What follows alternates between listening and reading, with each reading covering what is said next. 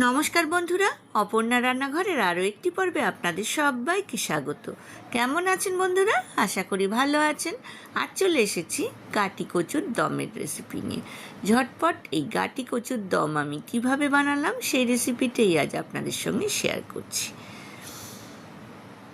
6টা ছোট সাইজের আলু খোসা ছাড়িয়ে আমি টুকরো করে কেটে নিয়েছি। তারপর জল দিয়ে ধুয়ে জল ঝরিয়ে রেখেছিলাম। এইবার গ্যাস ওভেনে আমি একটা কড়াই বসিয়ে দিয়েছি। তাতে আমি 4 টেবিল স্পুন সর্ষের তেল দিয়ে আলুগুলোকে নুন আর হলুদ দিয়ে ভেজে নিলাম। লাল হয়ে যাওয়ার পর আমি আলুগুলো তুলে একটা প্লেটের মধ্যে রেখে দিলাম। ওই তেলের মধ্যেই দিয়ে দিলাম 6টা গাটি কচু। আমি খোসা ছাড়িয়ে ভালো করে ধুয়ে নিয়ে অর্ধেক করে প্লেটে রেখেছিলাম। এইবার গাটি কচুগুলো আমি তেলের মধ্যে থেকে লাল করে ভেজে তুলে আবারও প্লেটের মধ্যে রেখে দিচ্ছি। কড়াইতে যে অবশিষ্ট তেলটা রয়েছে তার মধ্যে আমি দিয়ে দিলাম একটা তেজপাতা আর একটা শুকনো লঙ্কা। গ্যাসের ফ্লেমটা কিন্তু আমি লো টু মিডিয়াম রেখেছি। এইবার এর মধ্যে দিয়ে দিয়েছি সামান্য একটু মেথি। মেথিটা কিন্তু একটু বেশি হয়ে গিয়েছে, আমি তুলে কিন্তু অন্য কিছুতে দিয়ে দেব, তার জন্য রেখে দিলাম।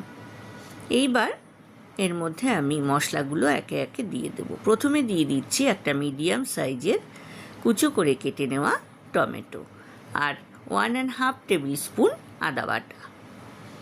তেলের মধ্যে একটু ভাজা ভাজা করে নিচ্ছি। অত্যন্ত সুস্বাদু এই গাটি কচুর রেসিপিটা। এইবার আমি এর মধ্যে 1/2 টেবিল স্পুন করে হলুদ গুঁড়ো, জিরে গুঁড়ো আর কাশ্মীরি লাল লঙ্কার গুঁড়ো দিয়ে দিলাম। আর দিয়ে দেব স্বাদ মতো নুন। এইবার দিয়ে দেব স্বাদ মতো চিনি, অর্গানিক চিনি বা ব্রাউন সুগার। এইবার মশলাটাকে খুব ভালো করে কষে নেব। বন্ধুরা যারা প্রথম থেকে আমার সঙ্গে আছেন তাদেরকে অনেক ধন্যবাদ। আর যেসব বন্ধুরা প্রথম আমার চ্যানেলে ভিজিট করছেন তাদেরকে আমার চ্যানেলে স্বাগত জানাই। মশলাটাকে খুব ভালো করে কষে নেওয়ার পর প্লেটে যে আমি আলু আর গাটি কচু ভাজাটা রেখেছি সেটা আমি কড়াইয়ের মধ্যে দিয়ে দিলাম। খুব ভালো করে মশলার সাথে সব কিছু কষে নিচ্ছি।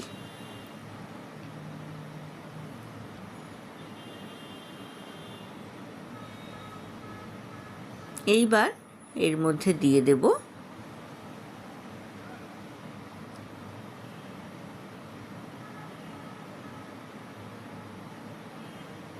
হাফ কাপ গরম জল। 1/2 কফি মগ জল আমি এখানে ব্যবহার করেছি। ভালো করে সব কিছুর সাথে মিক্স করে নিয়ে ঝোলটাকে কিছুক্ষণ ফুটতে দেব। এইবার ঢাকনা দিয়ে আমি 5 থেকে 7 মিনিট লো টু মিডিয়াম ফ্লেমে রান্না করলাম। ঢাকনা খুলে নেওয়ার পর দেখুন একদম কিন্তু গাটি কচু আর আলু সেদ্ধ হয়ে গিয়েছে। এর মধ্যে এবার দিয়ে দেব 1/2 টিস্পুন গরম মশলা বাটা। তৈরি হয়ে গেল গরম গরম গাটি কচুর দম। গরম গরম ভাতের সাথে কিন্তু অনবদ্য খেতে লাগে। ঢাকনা দিয়ে গরম মশলার গন্ধটা অ্যাবজর্ব হতে দিলাম। এইবার সার্ভিং বলে আমি সার্ভ করে দিয়েছি গরম গরম গাটি কচুর দম। আশা করি আজকের রেসিপিটা আপনাদের ভালো লেগেছে। ভালো লাগলে লাইক, কমেন্ট, শেয়ার করতে কিন্তু ভুলবেন না। পাশে থাকা বেল আইকনটা প্রেস করবেন, তাহলে আমার নতুন নতুন রান্নার নোটিফিকেশান বা আপডেট কিন্তু আপনার কাছেই প্রথম পৌঁছবে।